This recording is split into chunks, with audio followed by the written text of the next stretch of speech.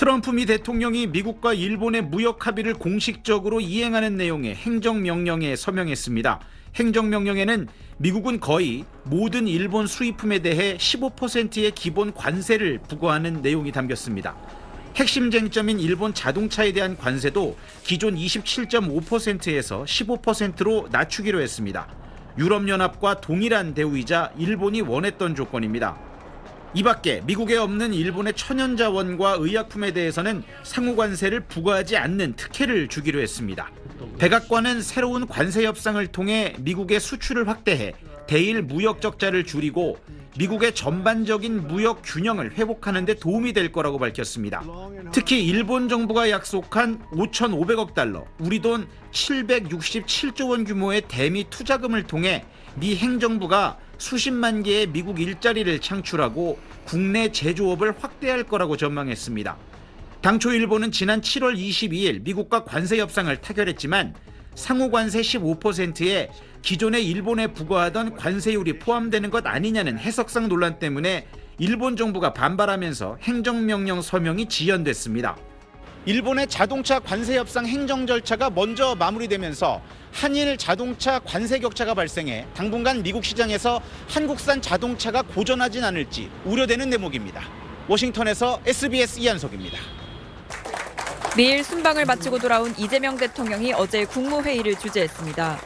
순방 성과를 이어가려면 초당적 협력이 뒷받침돼야 한다며 외교 문제나 국익에 관해선 최소한 다른 목소리가 없었으면 좋겠다고 당부했습니다.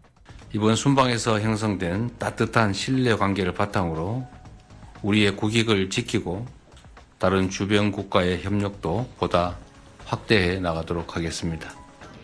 사흘 전 한미 정상회담에서 공동 합의문이 도출되지 않은 경위도 확인됐습니다.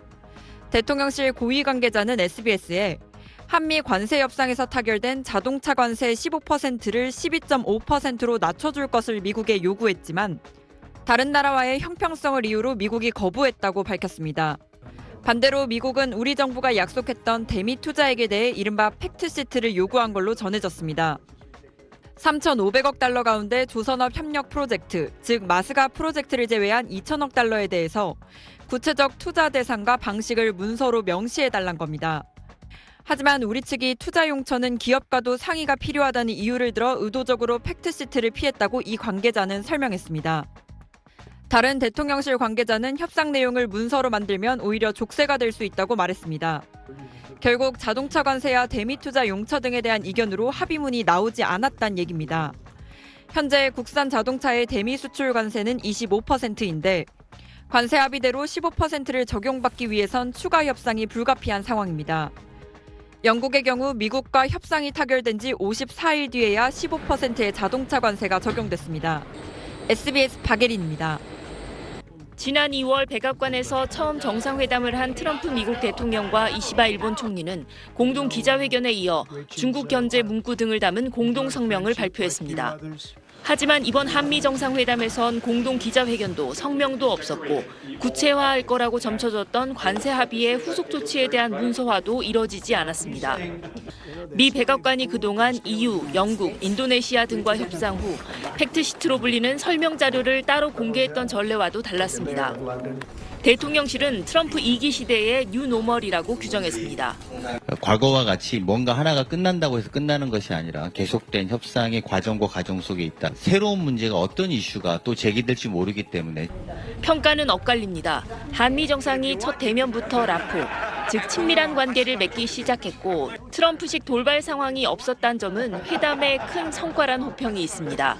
정상 간의 친밀한 관계를 형성할 수 있는 중요한 계기였다라고 하는 점에서 그게 성과라고 봅니다. 실무팀에서 이제 협상을 할 때 좀 더 좋은 입지를 가질 수 있다라고 하는 점에서 또 협상 결과를 문서로 남겨봐야 사실상 우리만 그 문서에 손발이 묶일 수 있는 만큼 문서화는 득보다 실이 많다는 분석도 있습니다.